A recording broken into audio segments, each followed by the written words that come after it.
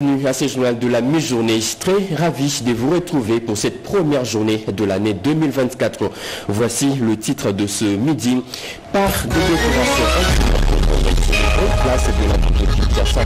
Contrairement aux années précédentes, la garçon de la place sécuritaire et autres n'ont pas changé de visage en cette période de campagne. Sont le rencontre de trouver une situation qui surprend et qui doit les images à suivre dans ce journal. Également, au sommaire c'est l'armée et la police nationale montrent leur biceps sur la route en cette période de fin d'année. Une caravane motorisée avec des engins anti-émeutes et autres véhicules de sécurité ont défilé dans différentes artères de la capitale. La caravane est partie du stade de Martyr à l'objectif de rassurer la population de la sécurité pendant ces jours de fête. Et enfin, le passage à l'an 2025, la fête est grandieuse, réussie et sans incident en RDC. Toutes les églises ont grondé des jours à travers des veillées de prières organisées dans plusieurs églises catholiques, comme celle de réveil. Les croyants fidèles ont répondu présents pour remercier Dieu créateur. C'est tout pour l'essentiel de l'actualité de ce mercredi 1er janvier. Mesdames et messieurs, encore une fois, bienvenue à vous sur nos régions à la radio-télévision nationale congolaise. Le rapport sécuritaire de la province du Kasaï, déjà sur la table du président de la République, Félix-Antoine Tshisekedi Tshilombo, un rapport lui soumis par tous les services de sécurité et de défense de la province. C'était au cours du Conseil de sécurité provincial qu'il a lui-même présidé. Les garants de la nation a aussi donné de nouvelles instructions pour une meilleure sécurité de la population. Le compte rendu de cette réunion avec le vice-premier ministre en charge de l'Intérieur. Le président de la République a convoqué aujourd'hui le Conseil de sécurité provincial. Il était important pour le chef de l'État, commandant suprême des forces armées, de partager avec tous les chefs de service, mais surtout le gouverneur de la province, d'avoir tous les renseignements sécuritaires sur la province. Et il a reçu l'état des lieux du gouverneur et des différents chefs de service. Et cela lui a permis de donner des instructions à tous ces services et au gouverneur pour assurer la sécurité, la paix et la quiétude de nos populations et du territoire de la province du Kasaï. Chose qui a été faite et je crois que les uns et les autres ont reçu des instructions fermes qu'ils vont exécuter pour sécuriser la population. Les leaders religieux de la province du Kasaï veulent participer à la commission chargée du changement ou de la révision de la Constitution. Ils l'ont dit au chef de l'État au cours d'une audience leur accordée. Félix-Antoine Tshisekedi a bien avant discuté avec les chefs coutumiers qui plaident eux aussi pour l'installation du bureau de la commission consultative de chefs traditionnels. Poursuivant sa mission d'itinérance à Tshikapa, dans la province du Kasaï, ce lundi 30 décembre, le chef de l'État a voulu écouter les représentants de toutes les différentes couches de la population. Le premier à être reçu, c'est donc les autorités coutumières. Ils ont présenté au président de la République, Félix Tshisekedi, les préoccupations majeures de leurs entités, notamment l'installation d'un bureau de la commission consultative. Très attentif à leurs demandes, le chef de l'État a pris l'engagement de donner une suite favorable à leurs demandes. Nous avons reçu le chef de l'État en tant que le premier chef coutumier du pays. Nous avons été tellement contents que nous avons trouvé le chef de l'État disposé à répondre favorablement à nos attentes, à nos inquiétudes. C'est l'une des caractéristiques aussi que souvent nous apprécions chez le chef de l'État. Le chef de l'État face au chef coutumier est aussi chef coutumier. Vraiment, il a été disposé à nous écouter. Nous avons présenté nos doléances au chef de l'État. Nous espérons que dans sa bonne volonté, qui a toujours été naturelle, il devra donc prendre en considération tout ce que nous lui avons présenté comme cahier de charges pour y apporter des solutions éventuelles. De leur côté, les chefs des confessions religieuses ont également présenté le tableau social de la province du Kasaï. Dans notre entretien avec le chef de l'État, nous l'avons remercié pour les efforts qu'il est en train de conjuguer pour la paix en République démocratique du Congo. Nous lui avons posé le problème de la construction de l'université de Tshikapa. Nous lui avons posé le problème des confessions religieuses pour l'appui dans l'agriculture. Nous lui avons posé le problème des personnes vivant avec handicap. Nous avons remis un mémo avec un cadeau représentant les armoiries de notre pays. Nous soutenons les réformes constitutionnelles et nous sommes prêts même à participer dans la commission qu'il pourra mettre en place d'ici là. Et nous prions notre Dieu pour que la paix revienne en République démocratique du Congo. Le président de la République a dit tout mettre en œuvre afin d'apporter des réponses concrètes aux problèmes posés. Un masque choco a été remis au chef de l'État par les collectifs des chefs coutumiers de 5 territoires du Kasaï. De la joie, du sourire, de l'effervescence au marché moderne de Chikapa dans le Kasaï. Les vendeurs étaient tout heureux de la visite du chef de l'État, Félix-Antoine Tshisekedi, dans leur marché inauguré en 2022. Ces marchés comprennent 240 étalages et 12 magasins. Regardons. Il ne manquait plus au président Félix Tshisekedi que de vivre ces grands accueils qui lui a été réservé par le vendeur du marché moderne de Chikapa. De la résidence jusqu'à l'entrée du marché moderne, une foule innombrable a envahi le long de la chaussée Chikapa-Kanjadi pour voir le chef de l'État.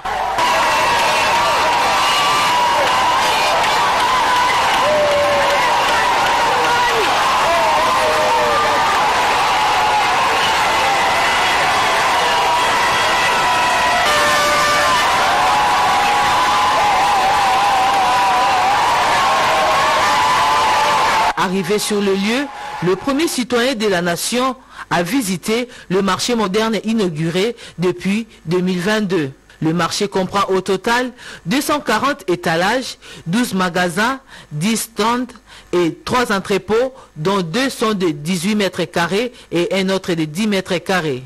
Il y a également un centre de santé privé. La seconde visite du chef de l'État dans la ville de Chikapa était sa descente sur le site de construction de la route sur le tronçon Chikapa-Kamako.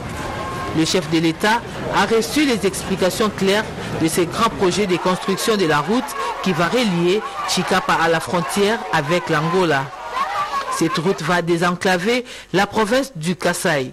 C'est ici qu'a pris fin le séjour d'itinérance du chef de l'État dans le Grand Kasaï. Le chef de l'État a regagné Kinshasa tout de suite après cette dernière visite.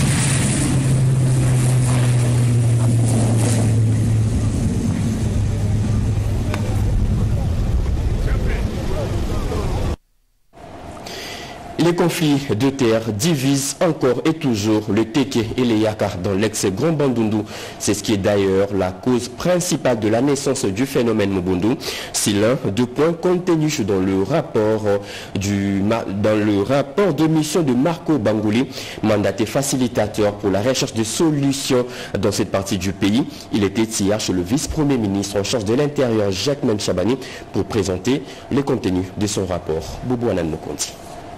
Marco Bangouli, émissaire du chef de l'État Félix-Antoine Tshisekedi Tshilombo, dans le conflit Teke-Yakar dans le Kwamont, a été reçu ce mardi par le vice-premier ministre, ministre de l'Intérieur et Sécurité Jacques Chabani. Il était accompagné de 2 points focaux de ces 2 ethnies en conflit. C'est après une série de consultations à l'africaine entre ces 2 communautés dans le but de favoriser le vivre ensemble et booster le développement de cette contrée, comme le veut le président de la République. À l'origine de ces conflits, les litiges fonciers qui remontent d'août 2022. Ces conflits persistants est à l'origine des ministres Mobundo à une centaine de kilomètres de la capitale congolaise et a causé plusieurs morts et des milliers de déplacés, paralysant ainsi les transactions économiques entre provinces. Ces messagers du chef de l'État, Félix-Antoine Tshisekedi Tshilombo, est porteur d'un message de paix, de réconciliation, de cohésion et de cohabitation pacifique entre ces 2 ethnies. Par manque de clarté, il y a l'anarchie. Et dans cette anarchie est né le conflit. Le gouvernement, d'abord le président qui m'a chargé, le gouvernement s'occupe de ce problème. On n'a pas abandonné. À travers ces consultations, toutes les parties prenantes, les chefs coutumiers d'une part, et d'autre part, les politiciens, la société civile impliquée dans ces conflits ont donné des explications détaillées liées à leurs conflits, avant de déposer chacun un cahier des charges contenant leurs revendications. Très attentif, le patron de la territoriale nationale, maître Jacques Chabani, promet des actions concrètes afin de restaurer l'autorité de l'État dans cette partie du pays. Une fin d'année totalement différente dans la capitale par des décorations sur les grandes places de la ville de Kinshasa. Contrairement aux années précédentes, la gare centrale, la place de Victoire et autres n'ont pas changé de visage. Seul le rond-point Willery est décoré, une situation qui surprend d'ailleurs les Kinois. Sur ces images, vous verrez également un parc de jeux installé à la place gare centrale. Le constat est fait par Fanny Chimalonga et Jean-Pierre Ndolodemason. Contrairement aux habitudes, les embouteillages constatés à certains points chauds de la ville n'ont pas été au rendez-vous. La fête de la Saint-Sylvestre n'a pas connu beaucoup d'engouement dans certains quartiers. Les raisons sont multiples, à en croire certains motocyclistes. Kinshasa va décorer, aucun la place des évolués, aucun la gare centrale va décorer, la banque de Tina limité va décorer. En 2024, nous avons remarqué que Kinshasa n'a pas été beaucoup décoré. Mais nous félicitons le gouvernement de Daniel Bumba pour avoir songé à décorer le rond-point Willery.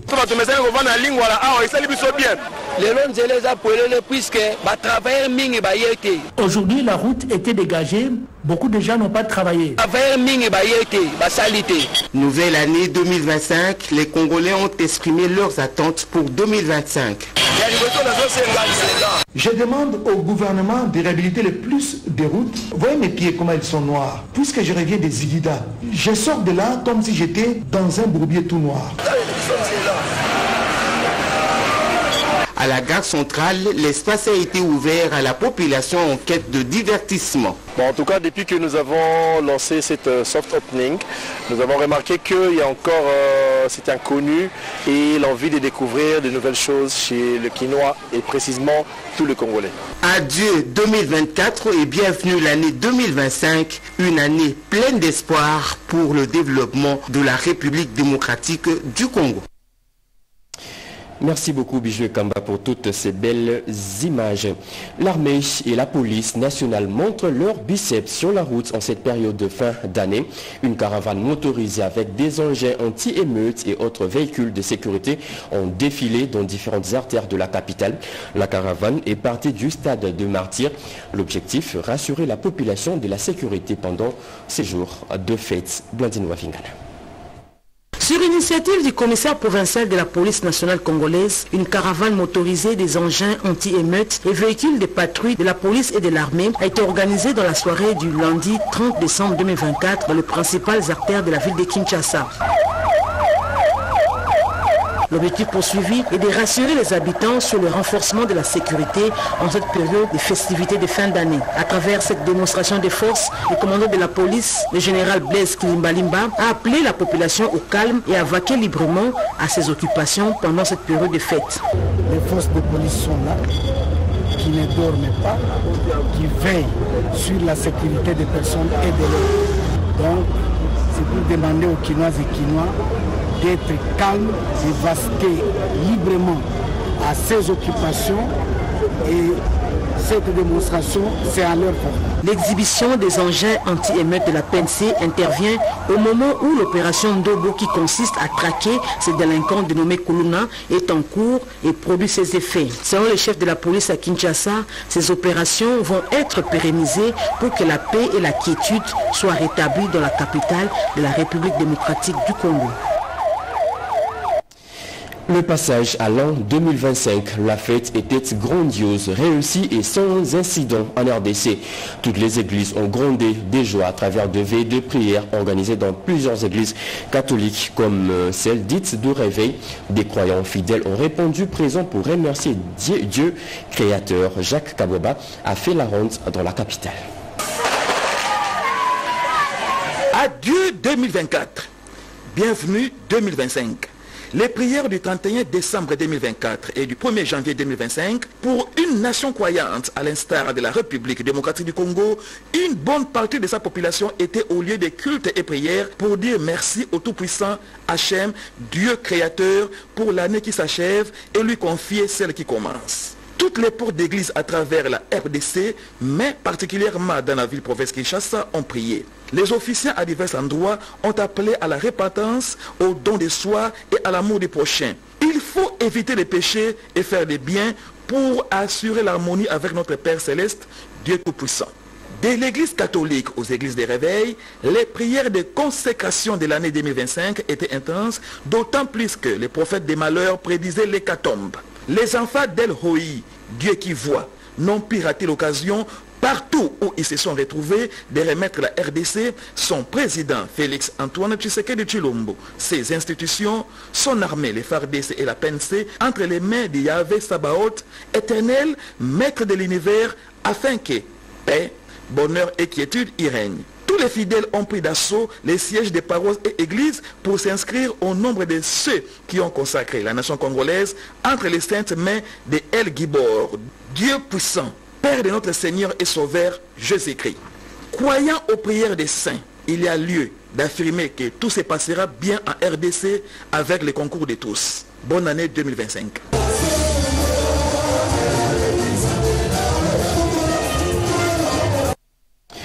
Mois de décembre, mois de charité. Le retraité de l'administration publique du premier degré ont reçu de vivre et non-vivre un don de la Caisse nationale de sécurité des agents publics de l'État SENSAP. L'engagement a été pris, la matérialisation est là.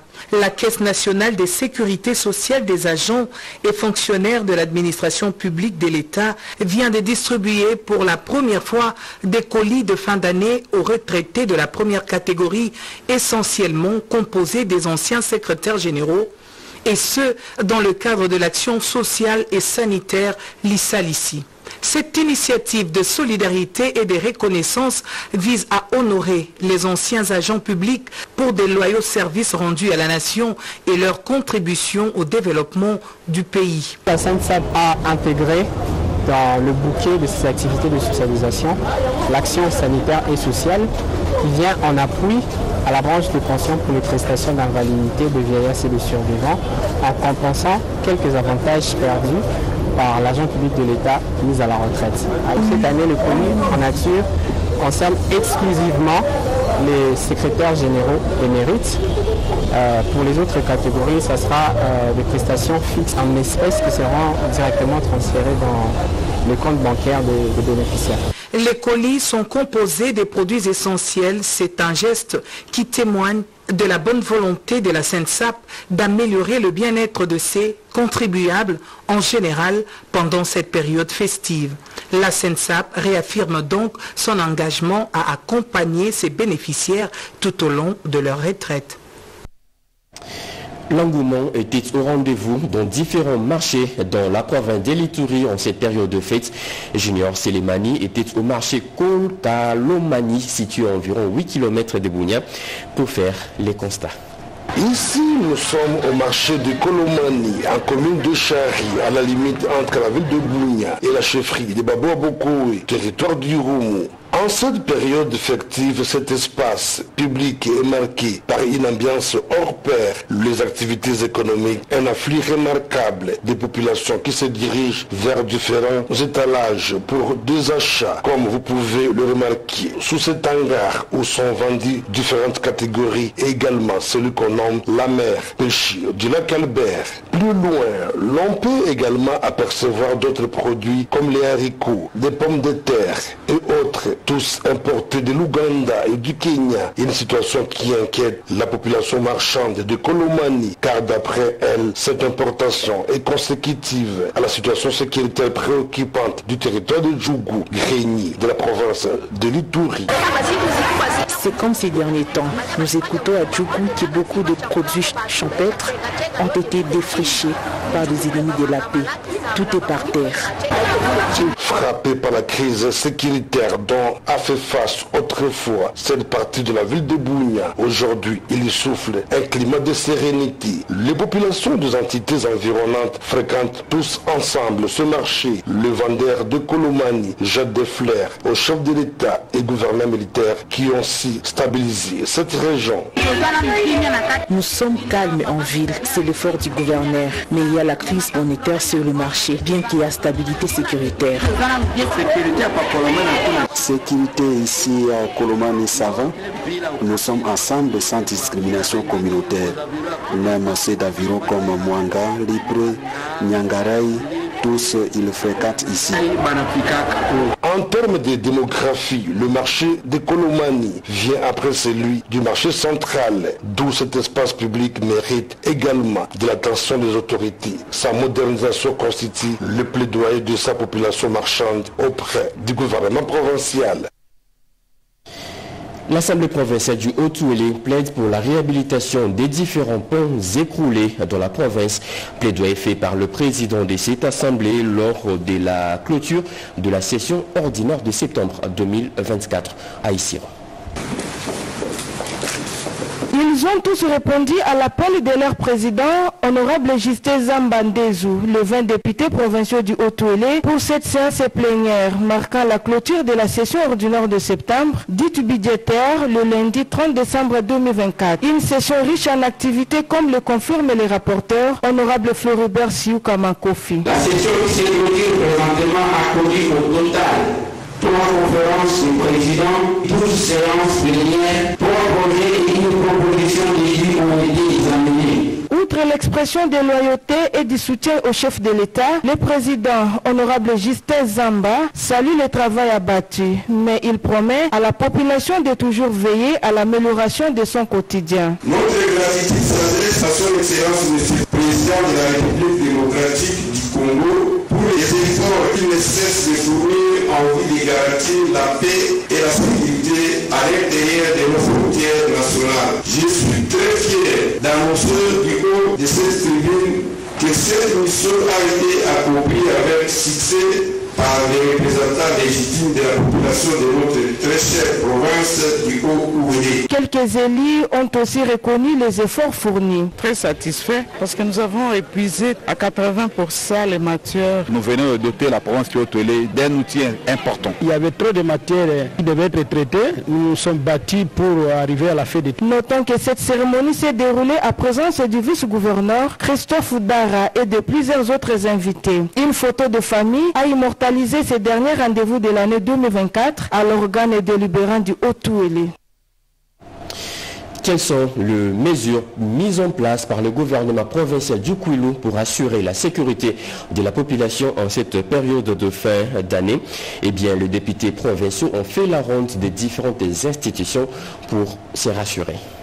Conformément aux instructions du chef de l'État Félix Tshisekedi sur la baisse de prix des denrées alimentaires de première nécessité pendant cette période de festivité, le maire de la ville de Bandundu, révérend Moïse Monchengo, a effectué une descente au marché central ce lundi 30 décembre 2024. Notons que ces derniers s'est entretenu avec les commerçants de 2 chambres froides qui alimentent la ville et ses environs pour faire les constats sur l'exécution de cette mesure afin de permettre à la population de bien fêter. Signalons qu'à leur tour, les vendeurs ont expliqué la réalité de prix sur le marché. Un constat positif a été dégagé par le maire de la ville par une baisse des prix qui se justifie. Un carton de poulet qui s'est vendu à 120 000 francs congolais coûte actuellement 110 000 francs congolais. Le rang des poissons qui coûtait 100 000 francs congolais revient à 90 000 francs congolais. Dans son message, le maire de la ville, Moïse Monchengo, appelle la population au calme et invite les commerçants et les vendeurs à observer le même prix.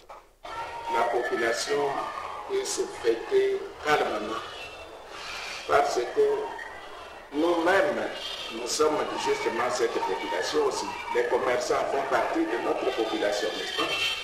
Et ces gens-là ont accepté de diminuer les prix des denrées alimentaires. Donc, ils ont respecté les mesures de la vision du chef de l'État. Et alors, il n'y a plus de raison de faire encore des tapages quelque part. Les travaux des états généraux de l'UDPS ont été une réussite totale. Ce sont des mots prononcés par le sénateur Idriss Mangala au terme de ses assises.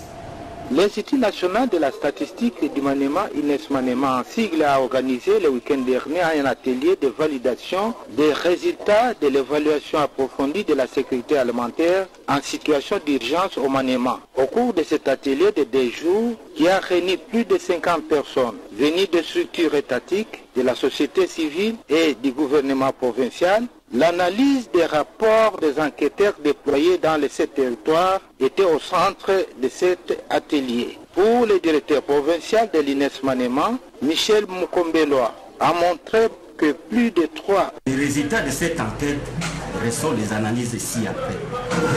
77% des ménages de la province du Maniema sont en insécurité alimentaire. Les causes qui ont affecté cette situation par rapport à l'insécurité alimentaire, nous avons l'inaccessibilité des routes. Nous avons la hausse des prix des denrées alimentaires. Nous avons les catastrophes naturelles. L'INS alerte d'abord le gouvernement central, le gouvernement provincial et le niveau local que la province est au rouge par rapport à la sécurité alimentaire.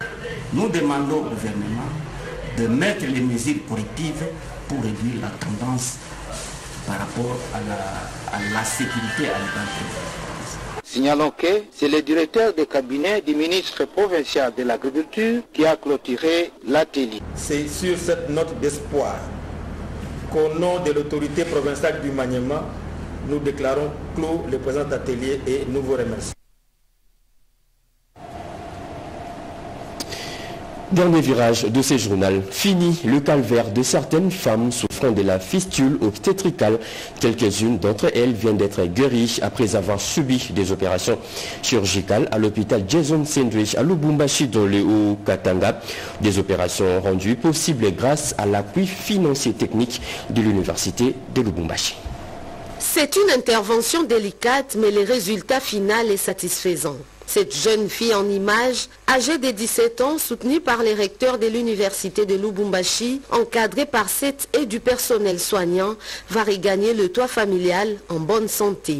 Elle subit une intervention chirurgicale de l'implantation urétrale à l'hôpital général de référence Jason Sendwe de Lubumbashi, province du Haut-Katanga. C'est là grâce au partenariat entre cet établissement public de santé et l'université de Lubumbashi. L'université de Lubumbashi, en collaboration avec l'hôpital Sendwe, voudrait vraiment contribuer énormément à son rayonnement.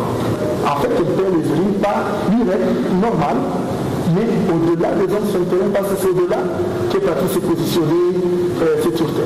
Je suis très content de son état actuel. Le père de la patiente n'a pas manqué de remercier les bienfaiteurs pour ce geste qui a sauvé une vie. Grâce à eux, je m'attarde vraiment sur le professeur et le docteur qui est le DG actuel, docteur Foreman. Recevez dans cette assemblée la reconnaissance de toute ma famille ainsi que de moi-même. Les fistules n'est pas une pathologie bénigne. Désormais, et grâce au partenariat avec l'UNILU, ces cas sont pris en charge à l'hôpital général des références Jason Sendwe. C'est fini pour ce journal de la mi-journée. Mesdames et messieurs, ce journal a été coordonné par Riki Nzouzi, réalisé par Pécho Moubenga Kassongo Dieu. Merci Kanza. La partie technique a été assurée par Tarsino Kabamba, François Kapiamba ainsi que Alain Sodi.